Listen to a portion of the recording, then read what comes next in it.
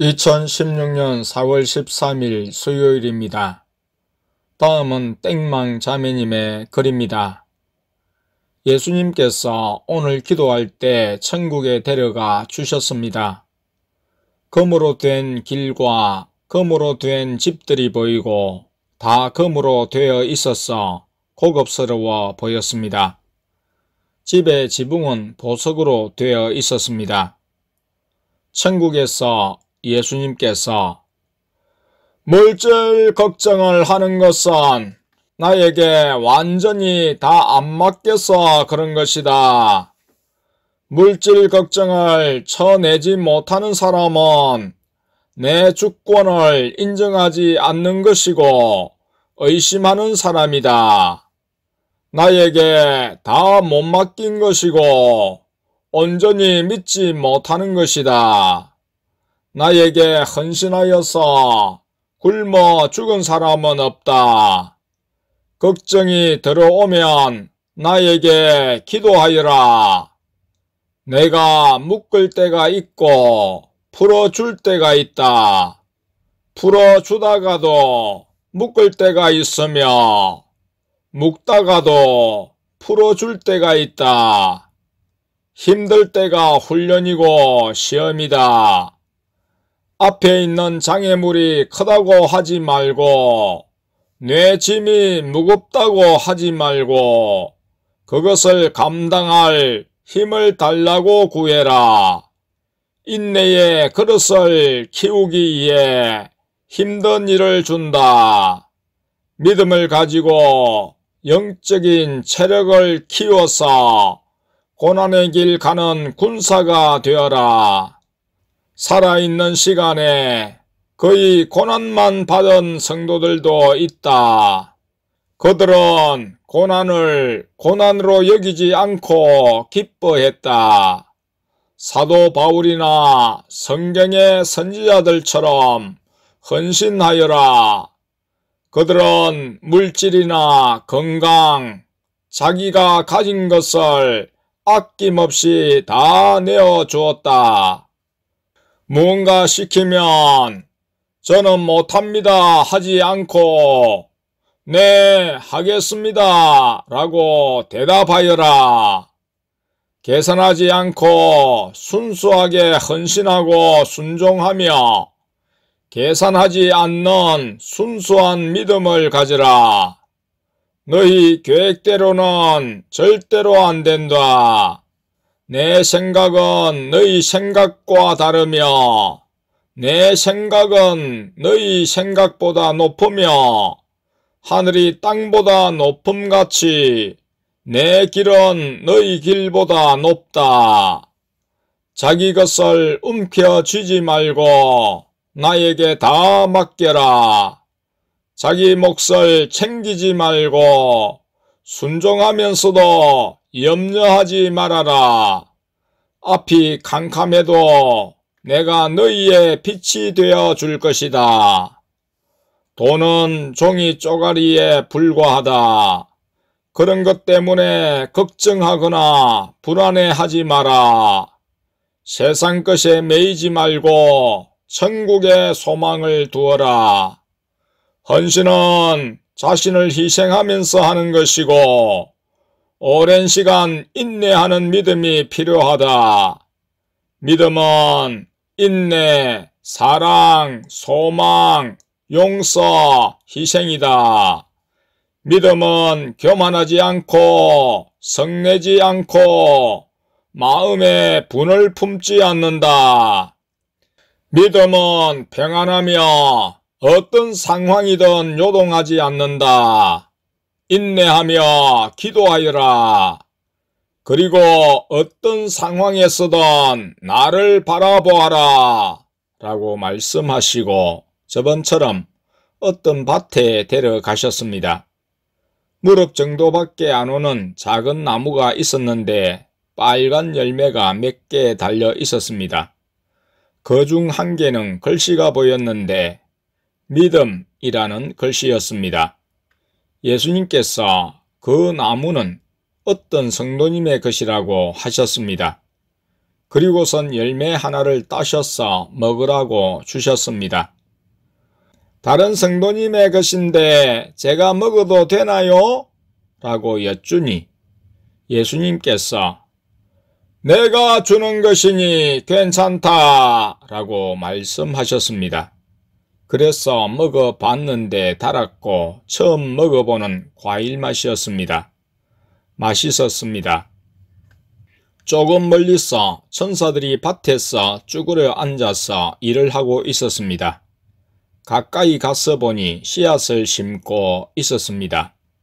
천사들이 예수님께 오늘부터 새롭게 믿게 된 사람이라서 밭에 씨앗을 심고 있습니다. 라고 말씀드렸습니다.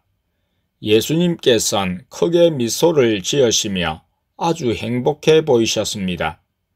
예수님께서 이제 돌아가자고 말씀하셔서 돌아오면서 방금 천사들이 심던 씨앗을 보았는데 씨앗이 보석처럼 생겼고 빛이 났습니다.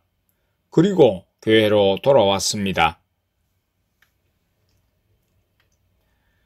2016년 4월 23일 토요일입니다.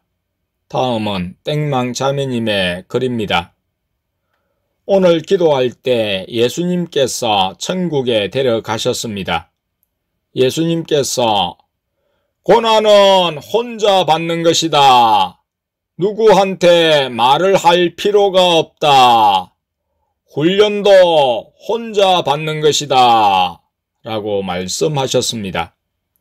예수님께서 한 설계도 같은 것을 보고 계셨는데 이번엔 종이가 두루마리가 아니었습니다. 그리고 직사각형으로 아주 넓은 종이가 얇은 유리판 안에 들어가 있었습니다. 그 종이의 왼편에는 어떤 건물의 내부가 그려져 있었습니다. 예수님께서 학원을 생각 중이라고 하셨습니다. 그리고 오른쪽에는 7이라는 숫자도 적혀 있었는데 예수님께서 지우셨고 다시 무슨 숫자와 글자를 많이 쓰셨는데 희미하게 보여서 알 수 없었습니다. 예수님께서 금색 색연필 같은 펜을 들고 계셨습니다. 예수님께서 희망이라고 종이에 글자를 쓰니까 반짝이는 은색 글자가 써졌습니다. 예수님께서 신기하지? 너도 써볼래? 하셔서 네 라고 말씀드리니 그 펜을 주셔서 별명 옆에 하트를 그렸습니다. 그리고 예수님께서 그 하트 옆에 지저스라고 쓰셨는데 글자가 멋있었습니다. 예수님께서 너희에게 많은 영혼들을 붙여줄 것이다. 그 영혼들을 위해 깨어 있으라. 깨어 있는 것은 세상과 구별하는 것이고 나에게 집중하는 것이다. 그리고 맡은 영혼들을 위해 중보기도 해 주어라. 내가 가르치는 학생들이 너한테 붙여준 영혼들이다. 학원을 통해 할 일이 많다. 라고 말씀하셨습니다. 그리고 예수님께서 너희에게 어려운 일을 줄 것이다. 어려운 일을 피해 가려고 하지 말고 그것 때문에 낙심하지 말고 나에게 그 일을 감당할 수 있는 체력을 달라고 구해라. 그럴 때 너의 체력이 길러져 어려운 길을 끝까지 갈 수 있다. 나를 의지하고 나에게 기도하며 나에게 너의 마음을 털어놓으면 된다. 나는 너희의 안식처이다. 라고 말씀하셨습니다. 그러고 나서 예수님께서 천국의 어떤 곳으로 데려가셨는데 예수님을 자세히 보니까 예수님께서 뿔테 안경을 쓰고 계셨습니다. 멋지셨습니다. 예수님께서 데려가 주신 곳은 아주 큰 광장 같은 곳이었고 흰옷을 입은 사람들이 있었습니다. 뒤에는 푸른 바다가 끝없이 펼쳐져 있었습니다. 바다가 커서 광장이 섬같이 보였습니다. 광장의 바닥은 다 흰색이었고 그곳에 있는 사람들은 여유롭고 아주 평화스럽게 보였습니다. 그곳은 예전에 꿈에서 봤던 장소였습니다.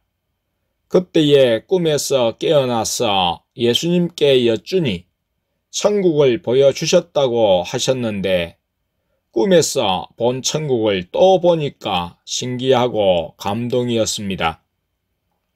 그곳에서 예수님께서 말씀을 떠올려 주셨습니다. 내가 그리스도와 함께 십자가에 못 박혔나니 그런즉 이제는 내가 산 것이 아니요 오직 내 안에 그리스도께서 사신 것이라.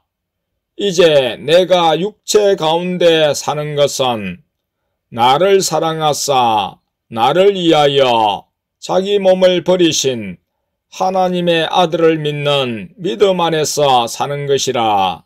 갈라디아서 2장 20절.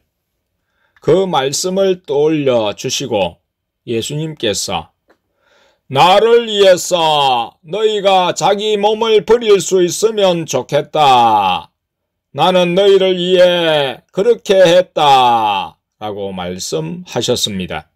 그리고 기도를 마치라고 하셔서 마쳤습니다.